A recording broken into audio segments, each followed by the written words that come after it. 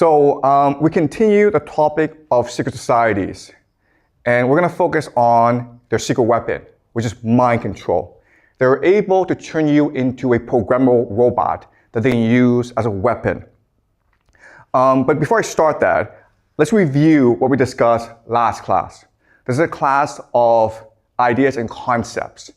So it's really important you understand these concepts because we will build on them throughout the semester, okay? So last class, we discussed the transformation of religious worldview during the course of Western history. So at first, there was the mother goddess, then transition to polytheism, then monotheism. And during this transition, the way that our minds perceive the world radically changed in three aspects.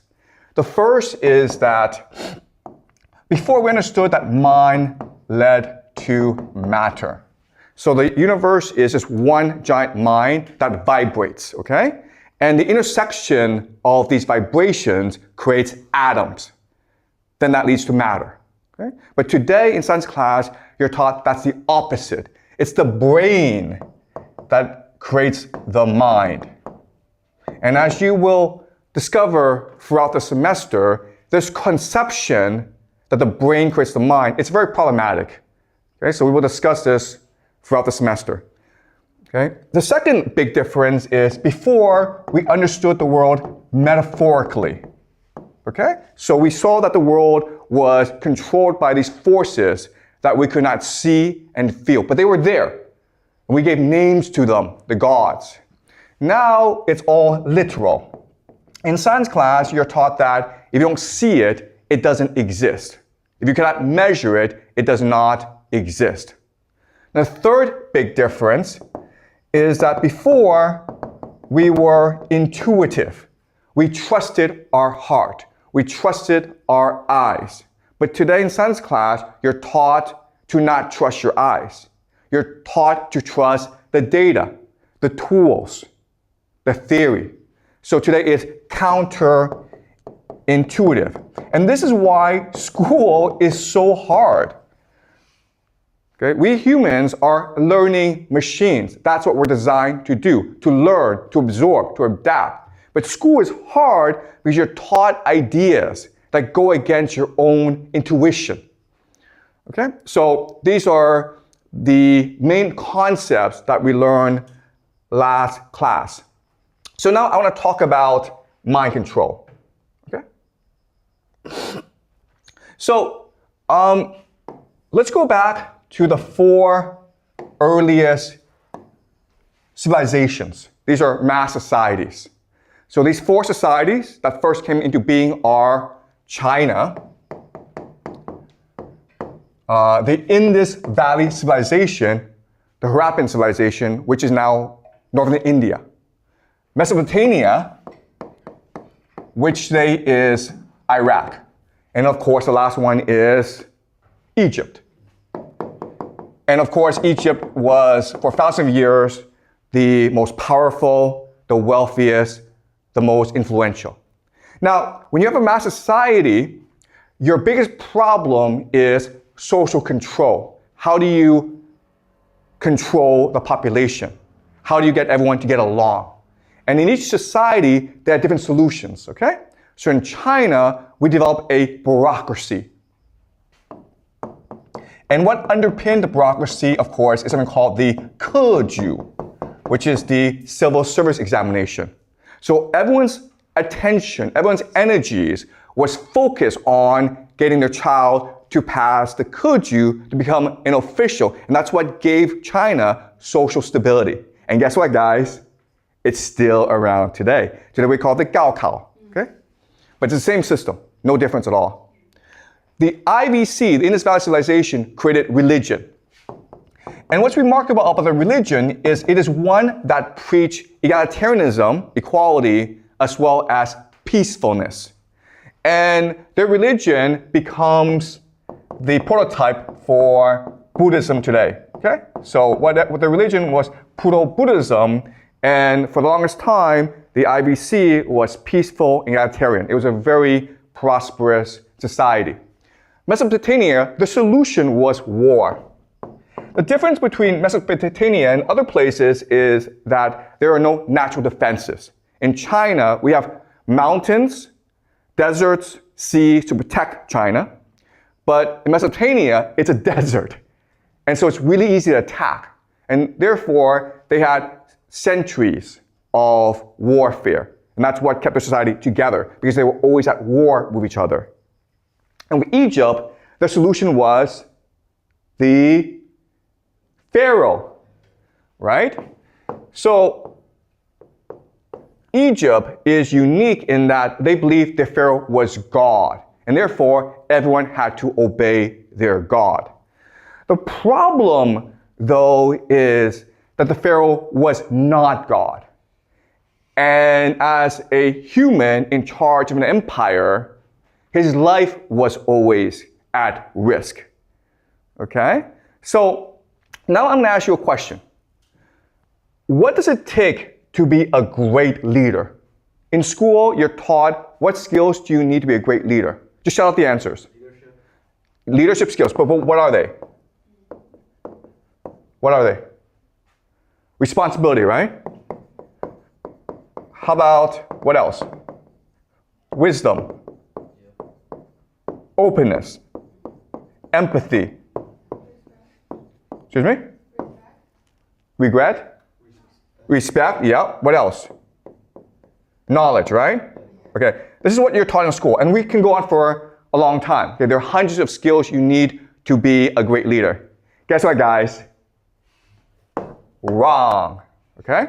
To be a great leader in the world, in history, you need 3 skills. And if you just analyze what the leaders of today are like, it will make sense to you, okay? So Putin, Trump, every leader in the world shares these 3 skills, okay? The first is unpredictability. People cannot predict how you will behave. You are a mystery to people. That's the first skill. Second skill is high stress tolerance. So Donald Trump is probably the most hated man in America. Guess what, guys? He goes to bed and he sleeps like a baby. He does not care. Okay? He gets up and he's tweeting, he's giving speeches, he's talking to reporters. He's the happiest man alive. He does not care. And so the last skill is lack of empathy. He does not care what happens to other people. All he cares is about himself. And guess what, guys? To do well in life, you need these 3 skills. Unpredictability. No one knows how you think. No one knows how you behave. High stress tolerance. You don't care. Lack of empathy. You're very selfish. Okay? And these are the 3 skills that leaders need in order to do well. But you know what? We can just use one word to describe all 3 skills. The word we can use is dissociation. Dissociation just means that your mind is part of your body. When you dissociate, what literally happens is your mind leaves your body so that you don't think that what's happening is happening to you. It's happening to someone else. It's like you become an observer in a movie. Okay? You're in the movie, but you're also watching the movie. And this is what leads to these 3 things: unpredictability, high stress tolerance, and lack of empathy. Okay? Another word for dissociation that we use is multiple personality disorder. Donald Trump is so unpredictable because he's literally 100 different people. In a different circumstance, he's a different person. And that's why you can never actually predict how he will behave. And all the great leaders in history were like that, okay? So let me use game theory to explain why this is the case, okay? Game theory.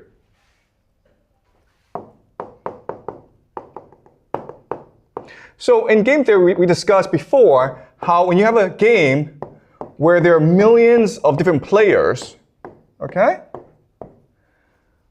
The secret to win this game is cheating. And you do that by forming secret alliances, right? So these three do it. The problem is, this is actually pretty obvious. We understand this rule. So guess what? A lot of people form secret alliances. Okay?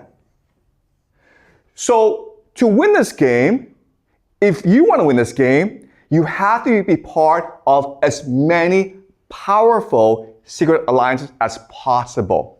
You have to be the intersection of these groups, okay? So you're here, but you're also here. You're also here, okay? But as we discussed previously, these secret societies have developed systems to make you loyal, to make you obedient, to make sure that you will never betray them. So the only way around this problem is to create multiple personalities. Right? Because literally, you're a different person in a different circumstance. And therefore, they're never able to figure out what you really think. Spies have the skill. Okay? When spies are being recruited, the one skill that they're looking for is dissociation. Is this person able to quickly dissociate from who he is? Lack of empathy, basically. They're all psychopaths, basically. Okay? So in real life, in a game, it's a person with the most multiple personalities that wins out. The problem, though, is when we go back to Egypt, the pharaoh is born in that position. So now the question is, are you able to take a person and create multiple personalities from that person? And the answer is yes. Okay? So I'm going to show you how. By the way, the word we use for this is psychopath. Okay? All right? If you have multiple personalities, you're a psychopath. All right, so I'm going to show you how they do this in Egypt. Remember, a pharaoh is born into that position, and so now the priests who control the pharaoh, they have to train that priest to have multiple personalities. The mystery today is, how would they do this? And again, we don't know, but I'm speculating how they would do this. Okay,